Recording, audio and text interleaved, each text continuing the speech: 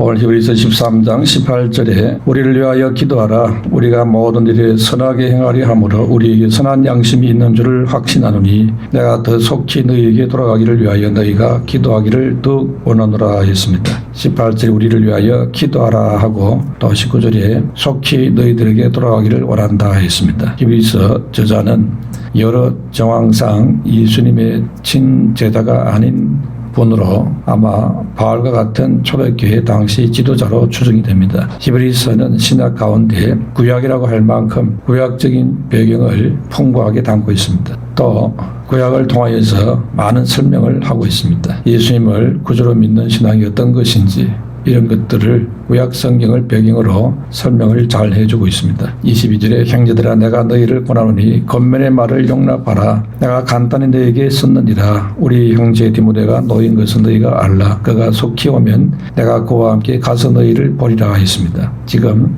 이 히브리서 기자는 하루빨리 유대인 성도들을 보기를 원한다 했습니다. 그러면서 디모데가 감옥에서 놓인 소식이 있다고 하면서 곧 디모데와 함께 방문하겠다 이렇게 약속하고 있습니다. 또 히브리서 이 마지막 부분에 지도자에게 순종하라 이 당부를 하고 기도에 권면을 하고 있습니다. 24절에 너희를 인도하는 자들과 및 모든 성도들에게 문안하라. 이달리아에서 온 자들도 너희에게 문안하느니라. 은혜가 너희 모든 사람에게 있을지어다 했습니다. 그러므로 어떤 이유든 그들이 교회 지도자와 불편한 관계 속에 있다는 것도 암시하고 있습니다. 그러니까 지금 유대인 성도들이 교회 안에 들어온 거짓 교사들의 다른 교훈과 가르침의 영향을 받고 있다는 것입니다. 그러자 교회 지도자들의 그 바른 가르침과 교훈에서 떠나려고 하고 있습니다. 심지어 예수님을 믿는 이 믿음의 자리에서도 이탈하려고 하는 문제가 생겼습니다. 그래서 이 히브리서 기자는 그들의 그 행위에 대해서 그들의 그 판단에 대해서 예수님이 어떤 분인지에 대해서 다시 한번 확실하게 설명을 하고 있습니다. 이 예수님을 떠나면은 어떤 결과가 있을지 엄중하게 경고를 하고 있습니다. 그렇기 때문에 예수님을 믿는 믿음으로 살아야 된다. 이것을 강조합니다. 예수님을 믿음으로 구원의 복을 받은 성도들이 어떻게 살아야 되느냐. 이 부분을 말씀하고 있습니다. 첫 번째로 우리를 위하여 기도하라. 기도 부탁을 하고 있습니다. 즉 영적 지도자를 위해서 기도하라는 것입니다. 17절에 너희를 인도하는 자들에게 순종하고 복종하라. 그들은 너희 영혼을 위하여 경성하기를 자신들이 창설할 자인 것 같이 하느니라. 그들로 하여금 즐거움으로 이것을 하고 근심으로 하지 말게 하라. 그렇지 않으면 너희에게 유익이 없느니라 했습니다. 지금 이 편지를 받는 히브리인들의 교회 성도들이 교회 안에서 지도자들에게 순종하고 그들의 가르침을 잘 따르고 있었다면 이런 권면을 하지 않았을 것입니다. 교회 안에 있는 영적 지도자들은 교회 안에 있는 영혼들을 위해서 경성하기를 자신들이 청산할 자인 것 같이 하느니라 했습니다. 이렇게 영적 지도자들은 성도들의 그 신앙이 세워지고 진리 가운데 세워지도록 안타까운 마음으로 애쓰고 있다는 것입니다. 그렇기 때문에 자신들의 영혼을 위해서 힘쓰고 애쓰는 지도자들에 대해서 불평을 하고 의심과 불만을 나타내고 또 이들의 가르침과 교훈을 배척하고 이래서 되겠느냐는 것입니다. 그러므로 영적 지도자들의 그 중심과 헌신을 기억하고 순종하고 복종하라 했습니다. 그러면서 이어서 18절에 우리를 위하여 기도하라 했습니다. 히브리서 기자는 기도를 요청하고 있습니다. 그러면서 덧붙여 말하기를 18절에 우리가 모든 일에 선하게 행하리 하므로 우리에게 선한 양심이 있는 줄을 확신하노니 했습니다. 선한 양심이라는 것은 깨끗하고 부끄러울 것이 없는 진실한 마음을 말합니다. 편지를 받는 성도들을 향한 사역자의 마음이 그렇다는 것입니다. 그런 마음으로 편지를 써서 권면을 했으니 딸게 받아달라 그런 의미인 것입니다. 교회 안에 들어온 거짓 교사들의 그 가르침에 끌려서 교회 영적 지도자들의 가르침에 대해 의심만 하고 순종하지 않는 그런 모습을 보였던 그들이기 때문에 제 몸된 교회의 사역자에 대한 바른 자세에 대해서 가르치고 있는 것입니다. 이 히브리서를 받는 성도들은 유대인 성도들이 대부분이기 때문에 주로 구약과 관련해서 미혹받은 자들이 많았다는 것입니다. 그래서 원래는 유대교 신자들이었는데 기독교로 개종을 한 이후에 이제 많은 사람들이 예수 믿고 구원받은 자들이 되었습니다. 그런데 믿다가 보니까 어떤 거짓 교사들이 들어와서 예수 믿는 이게 문제 있다 이런 식으로 자꾸 미혹을 합니다. 이래서 이들이 미혹을 받아서는 다시 유대교로 돌아가고자 하는 것입니다. 이들에 대해서 이 히브리서에서 그렇게 예수님을 부정하는 유대교는 참 교회가 아니요 예수님을 그리스도와 주로 믿고 따르는 기독교가 참 교회이다. 이 사실을 밝힙니다. 그리고 이 문제를 5번이나 엄중하게 경고하고 책망을 합니다. 이렇게 거짓 교사들의 미혹에 넘어가는 자들을 가리켜서 단단한 음식을 먹지 못하고 젖을 먹어야 하는 어린아이들과 같은 자들이다 했습니다. 그리고는 22절에 형제들아 내가 너희를 권하노니 겉면의 말을 용납하라. 내가 간단히 너희에게 썼느니라 했습니다. 편지로 보내는 겉면이지만은 얼굴을 볼 수 없다고 해서 가볍게 여기지 말아야 달라는 것입니다. 전하는 겉면에 대해서 오해 말고 받으라 하는 것입니다. 또한 속히 조만간에 얼굴을 직접 보고 말씀을 검문할 수 있는 날이 올 수 있도록 기도해달라 했습니다. 그러니까 요지는 주 이름으로 권하는 이 편지의 말씀을 가볍게 여기지 말고 무게 있게 받아라는 것입니다. 그러니까 교회 안에 사역하는 영적 지도자에 대해서 의심과 불평과 불만을 거두라는 것입니다. 그리고 그 영적 지도자들을 통해서 하나님이 전하시고자 하는 진리의 교훈과 말씀을 받아서 순종하는 자로 자라가야 한다는 것입니다. 교회 영적 지도자들을 위한 기도는 어떤 의미에서 자기 자신을 위한 기도인 것입니다. 영적 지도자의 관계가 좋지 않고 그 말씀에 순종하지 않는 상태라면은 그 성도는 은혜 받기가 힘들게 되고 영적으로 자라기도 어렵습니다. 그렇기 때문에 자신의 영적 성장과 은혜를 위해서라도 하나님께서 사역자로 쓰시는 지도자를 통해 은혜와 축복을 받을 수 있도록 기도해야 한다는 것입니다. 예수님 당시 대다수 유대인들이 그들의 영적 지도자였던 바리새인 서기관 대제사장의 그 영적 무지함의 영향으로 예수님을 제대로 알아보지를 못했습니다. 이렇게 지도자가 잘못되면은 엄청난 결과가 온다는 것입니다. 그래서 이스라엘 백성 대부분, 즉 유대인 대부분이 예수님을 제대로 소개를 못 받았던 것이지요. 예수님을 제대로 소개해야 될 사명이 있는 서기관 바리새인 대제사장이 잘못 소개해가지고 예수님을 도리어 귀신의 앞잡이다 이렇게 말해버리는 참사를 일으키고 말았습니다. 그래서 일반 유대 백성들의 상태가 목자 없는 양떼같이 유리방황하는 자가 되어버렸습니다. 참으로 처량한 신세가 되고 말았습니다. 예수님이 뭐라고 했습니까? 마가복음 6장 34절에 예수께서 나와서 큰 무리를 보시고 그 목자 없는 양 같음으로 인하여 불쌍히 여기사 여러 가지로 가르치시더라 했습니다. 그러므로 하나님의 백성이 반드시 그들을 영적으로 인도하는 자들을 위해서 간절히 기도해야 되는 것입니다. 그것은 곧 자신을 위한 기도와 다를 바가 없습니다. 지도자가 영적 소경이 되어버리면 바리새인들처럼 되어버리지요. 그렇기 때문에 영적 지도자가 바리새인같이 되지 않도록 기도해야 한다는 것입니다. 세례요한처럼 주의 성령 인도를 따라서 예수님을 제대로 소개하는 그런 지도자가 되도록 기도해야 하는 것입니다. 이렇게 하나님의 뜻을 바로 전달하는 영적 지도자가 되도록 기도해야 하는 것입니다. 여러분도 주의 종과 또 사역자를 위해 기도하게 되시기를 축원합니다. 그렇지 않으면 우리 스스로 자기 영혼을 엄청난 위험에 노출시키는 어리석은 자가 되는 것입니다. 통계조사에 의하면 목사를 위해서 기도하는 교율이 20%도 안 된다고 합니다. 자기가 몸담아 신앙생활을 하고 있는 교회 목회자와 사역자를 위해서 기도하는 분들은 어디서나 누구 앞에서나 쉽게 목회자나 사역자를 비방하거나 험담할 수가 없습니다. 기도 시간에 간절히 기도하는 그 사람을 어떻게 일상에서 함부로 험담할 수 있겠습니까? 교회 지도자와 사역자는 성도들을 위해서 기도하는 사람들입니다. 대부분의 목회자들은 자신을 위한 기도보다 교회와 성도들을 위해서 기도를 하고 있습니다. 그러면 그 목회자와 그 가족들을 위한 기도는 누가 해줘야 되겠습니까? 성도들이 해줘야 되겠죠. 그래서 이 히브리서에서도 사역자를 위해서 기도하라는 것입니다. 목회자와 구역장 연약한 인간입니다. 말씀을 전하지만 실수도 많고 나쁜 점들도 있을 수가 있습니다. 그러므로 하나님은 교인들의 기도를 들으시고 은혜를 주시고 갑절의 영광과 능력을 주셔서 사명받은 자들이 감당케 하시는 것입니다. 그러므로 주의 이름으로 부탁받은 이 말씀대로 사역자를 위해서 주의 종을 위해서 기도하게 되시기를 축원합니다. 사단은 누구보다도 교회 지도자를 노리고 있습니다. 공격의 대상으로 삼고 호시탐탐 기회를 엿보고 있는 것입니다. 그러므로 성도들의 기도와 사랑이 아니면은 한순간도 제대로 직무를 감당하지 못하게 되는 것입니다. 기도로 밀어주는 힘이 부족하면은 불의와 탈회할 수밖에 없고 정보 기도 힘이 약하면은 진리의 말씀을 사람의 눈치를 보며 전할 수밖에 없는 것입니다. 그러므로 목회자를 위한 기도는 바로 여러분을 위한 기도가 되는 것입니다. 또 구역장 권찰을 위한 기도는 바로 여러분을 위한 기도가 될 수 있습니다. 그러므로 목회자는 성도를 위해 기도하고 구역 권찰은 구역 식구를 위해서 기도하고 서로가 기도를 해야 하는 것입니다. 서로 악한 동기와 양심으로 교회를 섬기지 않도록 해야 하는 것입니다. 지도자가 잘못되어져서 문제가 생겨서 교회가 분열을 일으킬 수도 있습니다. 지도자가 은리로 교회가 은혜롭게 바뀔 수 있습니다. 양방향으로 다 갈 수 있습니다. 그러므로 교회는 감사와 은혜가 넘치는 그런 분위기가 되도록 기도해야 하는 것입니다. 마귀의 밥이 되지 않도록 속지 않도록 기도해야 하는 것입니다. 조언의 소리는 말씀의 권면을 받아서 피차 선한 양심으로 교회를 섬기는 믿음의 사람이 되어야 될 줄로 믿습니다.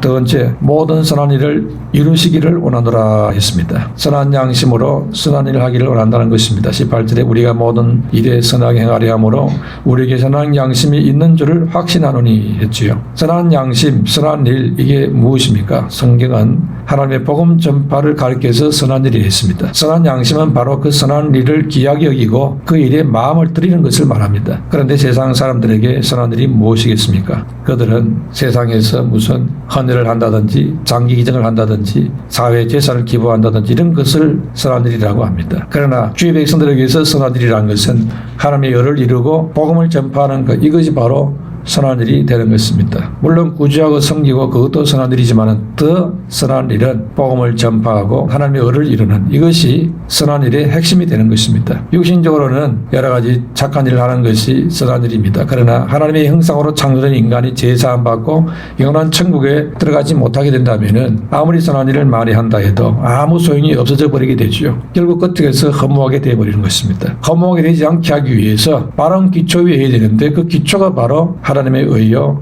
하나님의 복음인 것입니다. 일단 예수 믿고 구원받아 천국 백성이 되어야 그때부터 그 모든 착한 선행이 가치 있고 귀한 것이 되는 것입니다. 그렇기 때문에 우리가 복음을 전해서 하나님 백성이 되어지고 하나님의 의를 이루는 사람이 되도록 돕는 그것이야말로 최고의 선한 일이 되는 것입니다. 이렇게 인간의 생각, 하나님의 생각은 차이가 나는 것입니다. 그래서 이사야 55장 8절 9절에 이는 내 생각이 너희 생각과 다르며 내 길은 너희 길과 다름이니라. 여호와의 말씀이니라. 이는 하늘이 땅보다 높은 같이 내 길은 너희 길보다 높으며 내 생각은 너희 생각보다 높음이니라 했습니다. 하나님의 선하신 뜻은 회개하고 천국 가는 것이라는 겁니다. 하나님의 형상대로 창조된 인간이 영원한 존재로 지어졌습니다. 그렇지만은 타락하고 난 이후에 영원히 멸망받는 운명에 처하고 말았습니다. 이 인간을 그냥 방치해 놓고 있으면은 죄 때문에 영원한 지옥 형벌을 면치 못하는 운명이 되었습니다. 그래서 하나님께서는 인간에게 살 길을 열어 주었습니다. 그것이 바로 예수님입니다. 예수님을 길과 진리와 생명으로 보내주었습니다. 이 예수님을 인간의 죽음의 원인인 죄 문제를 해결하신 주님으로 믿어야 하는 것입니다. 그래서 예수님이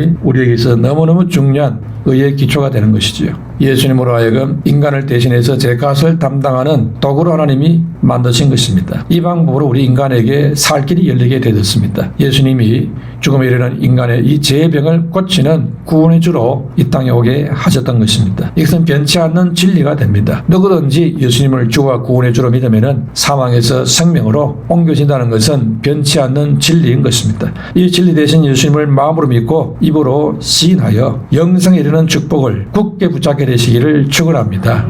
요한복음 14장 6절에 예수께서 이르시되 내가 곧 길이요 진리요 생명이니 나로 말미암지 않고는 아버지께로 올 자가 없느니라 했습니다. 또한 로마서 10장 9절 10절에는 내가 만일 내 입으로 예수를 주로 시인하며 또 하나님께서 그를 죽은 자 가운데서 살리신 것을 내 마음에 믿으면 구원을 받으리라. 사람이 마음으로 믿어 의에 이르고 입으로 시인하여 구원에 이르니라 했습니다. 이렇게 하나님께서는 인생을 살리는 선한 일을 위해서 이 땅에 찾아오셨고 우리는 이 선한 일을 행하는 자로 그래서 세상을 아름답게 바꿔나가야 하는 것입니다. 오늘 이렇게 전염병과 이상기후로 세상이 몸살을 앓고 있습니다. 엊그제만 해도 벌써 여름 날씨였는데 갑자기 지금 가을이 와가지고 옷을 지금 바꿔 입어야 되고 있습니다. 지금 기온이 왜 이렇게 이상하게 돌아가는지 옛날과 너무너무 다른 오늘 현상들을 보이고 있습니다. 이러니까 세상 사람들은 하나님 앞에 똑바로 못해서 그렇다 이렇게 말은 안 하고 정치 지도자나 또는 전문가다는 그런 말을 전혀 안 하고 있습니다. 전부 다 무슨 탄소가 어떠니 저떠니고 탄소한테 핑계를 돌리고 있습니다. 그러니까 모든 사람들도 탄소인 줄 알고도 그렇게 알고 있습니다. 탄소 배출을 어떻게 하기 위해서 그냥 탄소 제도 먹이고 난리를 피우고 있습니다. 그런다고 해결이 되느냐?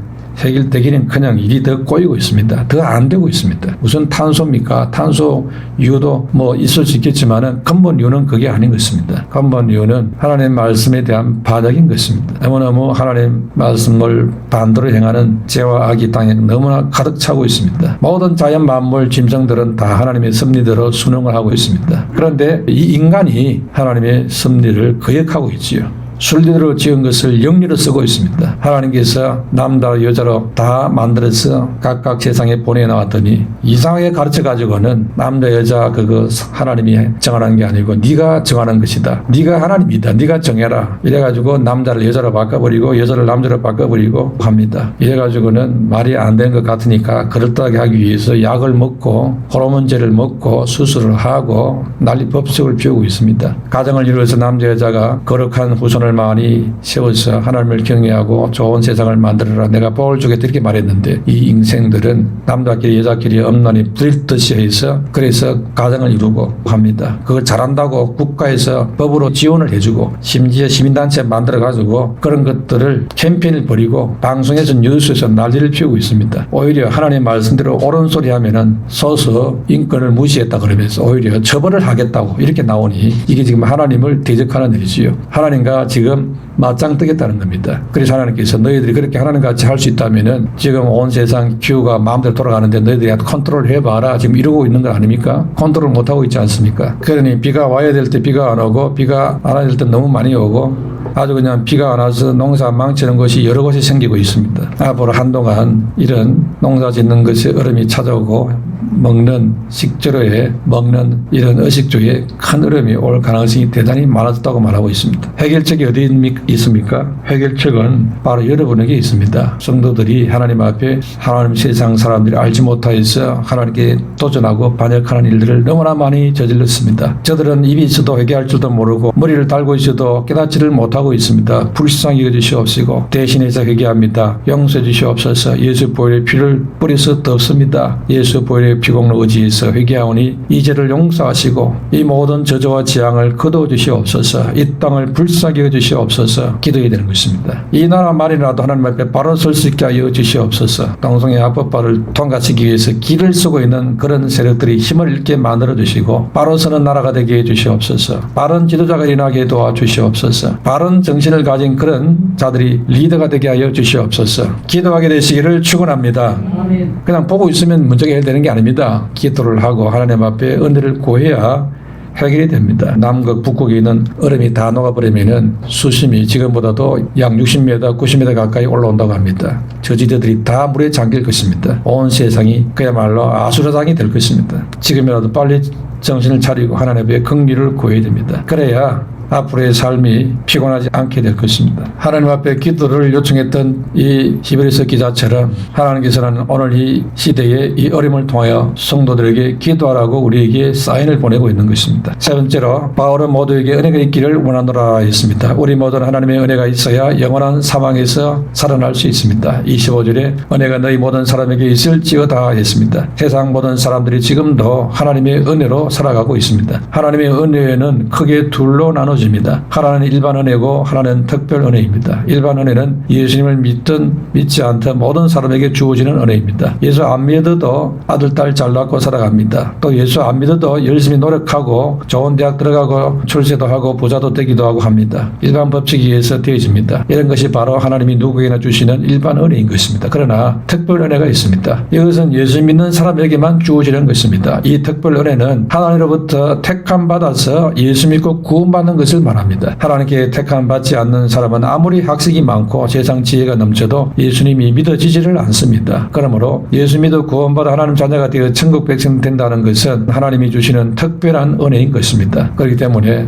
내가 하나님께 특별한 은혜를 받았구나, 감사함을 하나님께 드려야 되겠고, 나아가서 아직도 믿지 않은 가족일과 친척 이웃들을 바라볼 때 주여 저들에게 하나님의 특별한 은혜를 부어주시옵소서 기도해야 될 줄로 믿습니다. 전도를 해도 왜 안 믿을까? 하나님의 특별한 은혜가 부어져야 그게 믿습니다. 그래서 우리가 전도할 때는 반드시 기도가 필요한 것입니다. 또 나아가서 우리가 성도답게 살 수 있게 되는 것도 은혜를 구해야 되는 것입니다. 죄를 이기고 마귀를 이기고 세상을 이기면서 살 수 있는 은혜, 하나님께 영광을 돌리면서 살 수 있는 은혜, 이 은혜가 필요합니다. 또 주님과 복음을 위해 살 수 있는 은혜가 필요합니다. 항상 기뻐하며 살 수 있는 은혜도 필요합니다. 이런 은혜도 특별한 은혜인 것입니다. 이런 은혜를 받게 되시기를 축원합니다. 그런데 은혜 받은 성도는 은혜 받지 못한 성도와 다른 점이 있습니다. 먼저 은혜 받으면 자신의 죄와 허물을 잘 깨닫고 회개하게 됩니다. 은혜 받는 순간부터 자신의 죄가 보이는 겁니다. 이것이 다른 점입니다. 자신이 얼마나 부족하고 비양심적이고 거짓되고 악하고 교만한 인간인가 이것을 먼저 깨닫는 것입니다. 그래서 스스로 자신의 문제를 놓고 회개하는 삶을 살게 됩니다. 그리고 이런 사람의 특징이 겸손한 것입니다. 자신이 얼마나 부족한가를 잘 알기 때문에 함부로 잘난 척하지를 않습니다. 또한 은혜 받은 성도는 감사와 기쁨이 있습니다. 하나님의 은혜와 사랑을 깨닫기 때문에 감사한 것이고 기쁜 것입니다. 오늘날 이렇게 힘든 문제가 생기지만은 그래도 하나님 앞에 감사할 일이 있고 기쁜 일이 있는 것입니다. 하나님의 은혜를 받으면 받을수록 하나님의 은혜와 사랑이 크다는 것을 깨닫기 때문에 감사하게 되고 그래서 기뻐하게 되는 것입니다. 또한 은혜 받은 성도는 놀라운 변화가 따릅니다. 무엇보다도 성품의 변화가 있습니다. 특히 사랑이 많아집니다. 예수를 믿어도 은혜 받기 전에는 자신밖에 모르고 따지기를 좋아하고 똑똑한 척하기가 쉽습니다. 그런데 은혜를 받고 나니까 사람이 착해집니다. 어려워지고 진실해지고 겸손해지고 온유해집니다. 뿐만 아니라 생각이 달라지고 가치관도 달라집니다. 인생관이 달라지고 인생 목적이 달라집니다. 그래서 점점 주님을 닮아가게 되는 것입니다. 이런 변화가 있게 되시기를 축원합니다. 또한 은혜 받은 성도는 삶의 변화가 따라와서 주님을 위해서 헌신하게 됩니다. 사도 바울이 은혜를 받았을 때에 그는 모든 것을 오직 주님을 위해서 헌신하겠다는 마음으로 살았습니다. 로마서 14장 7절 8절에 우리 중에 누구든지 자기를 위해 사는 자가 없고 자기를 위해 죽는 자도 없도다. 우리가 살아도 주를 위하여 살고 죽어도 주를 위하여 죽나니 그러므로 사나 죽으나 우리가 주의 것이로다 했습니다. 이와 같이 여러분도 하나님의 은혜와 사랑을 받아서 그 은혜를 깨닫고 감사하면서 하나님의 영광을 위해서 사는 남은 생활이 되시기를 주의 이름으로 축원합니다.